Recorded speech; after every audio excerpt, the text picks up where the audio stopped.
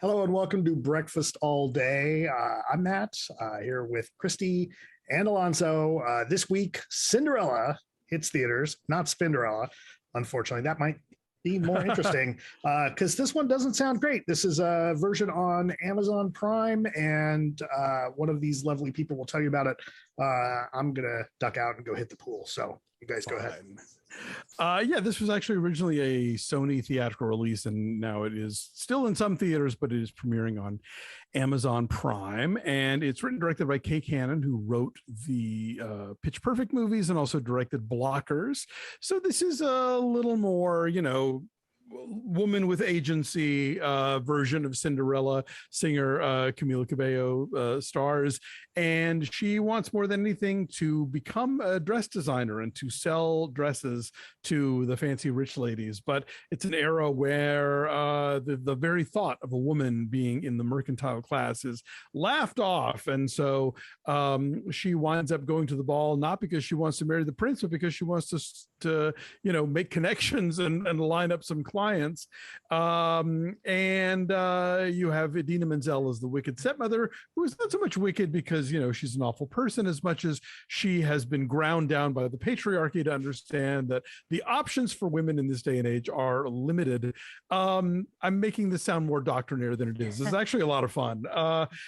Once you get used to the fact that they're going to be repurposing some pop songs, which has been really deadly in a lot of the movies that have come out since Moulin Rouge. I'm still mad at Pan for that Smells Like Teen Spirit moment. I'd forgotten about that. This one kind of beat me down. Like at first I was sort of like, what is this? But I found myself kind of charmed by it. It's funny. It's very self-aware in a lot of ways. Cabello is charming. Billy Porter is the fabulous godmother. There's some very funny stuff involving Minnie Driver and Pierce Brosnan as the monarchs of the kingdom. It's okay. I kind of had fun with it. What'd you think? I like the ideas at play here. And I like that she is trying to take a thing that is familiar and still wallow in like the girly trappings and the ambition of it, but for a different end, toward a different end rather. Sure. That she doesn't want the print. She wants her own business.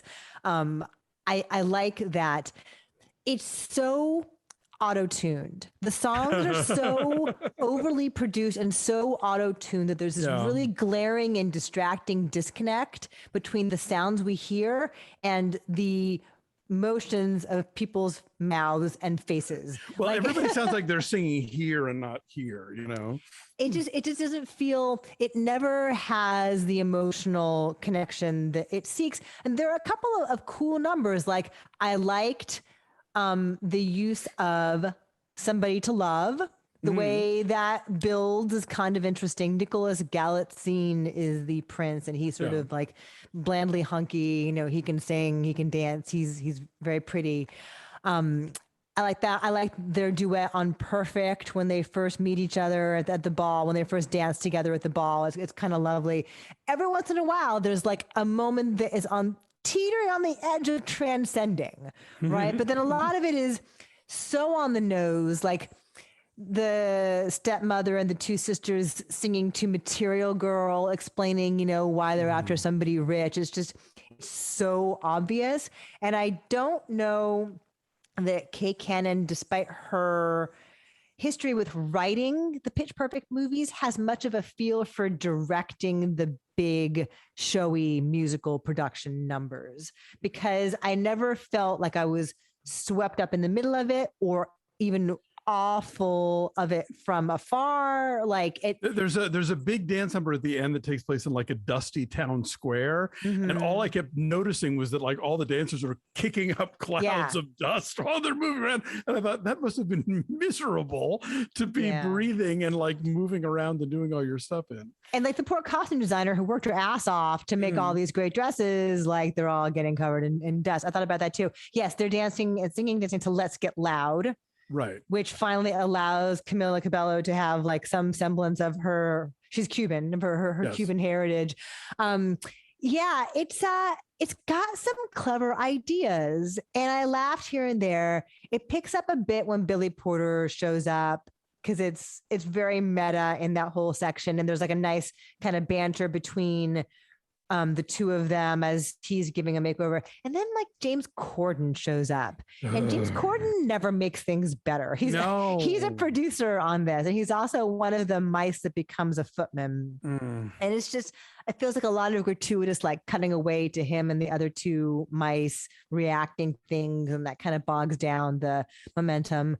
I mean, yeah, it hits some of the beats we know, but then it takes some interesting detours away from the expected path here. And I like the ideas here. I like Kay Cannon. I like what she's aiming for and trying to modernize a thing that is so beloved and yet not make it so vastly different that it loses that spark that made it interesting in the first place. I think it's a tough spot to be in. You know, how do you tell little girls and young women, you know, like you should aspire to, or at least be entertained by, this thing that is so inherently archaic and antiquated and not misogynistic, but just, I don't know. Well, it's this women in their place. This notion that, like, you know, get married and you're good to go. You know, it's act 1 of Into the Woods, basically, without talking about act 2. I mean, I everything you say is true, and it doesn't necessarily fulfill its admittedly grand ambitions. But I don't know. I just kind of got charmed by how much it was going for it all the time, even if it didn't always quite nail it. I mean, yes, James Corden shows up on screen. You're like, oh. A friend of mine said that's the new curse, is may James Corden star in the adaptation of your favorite musical. But, you know, I don't know. I found myself, I went literally just kind of going from, you know, arms crossed and not having it, to being like, okay, movie, you're operating on your own sort of goofy wavelength here, and I'm just going to roll with it. And every so often you're either going to give me some funny stuff from like Minnie Driver and Pierce Brosnan, you're going to give me a ball where all the dresses are wildly colorful and different and cool to look at. You know, so I'm not going to raise the rooftops for this movie, but it did charm me. Okay. Well, I think when I last saw it was like in the high 30s, low 40s. I mean, it's on Amazon Prime. So if you are looking for something to watch over the weekend, over the long holiday weekend, it's not terrible. Yeah, you could do worse. Yeah, I'm saying 4.2. Okay, I said 6.5. I thought I found more of it to be pleasing than not. Okay, so our numbers are 5.4. Cinderella is out there in all its musical and sparkly glory for your consumption, and now on Amazon Prime. Yeah, check it out if you feel like it. I don't know. I'm not your boss. Thanks for watching. Like this video, subscribe to our YouTube channel, follow us at BeFastAllDay on Twitter, Instagram, and Facebook, and check out our Patreon page at patreon.com/BeFastAllDay. We've got 3 episodes of Ted Lasso to catch up with, and everything happened on those 3 episodes. So it's going to be interesting. Lots more fun stuff coming up exclusively for our subscribers. So you should become one. Until next time, goodbye. Bye.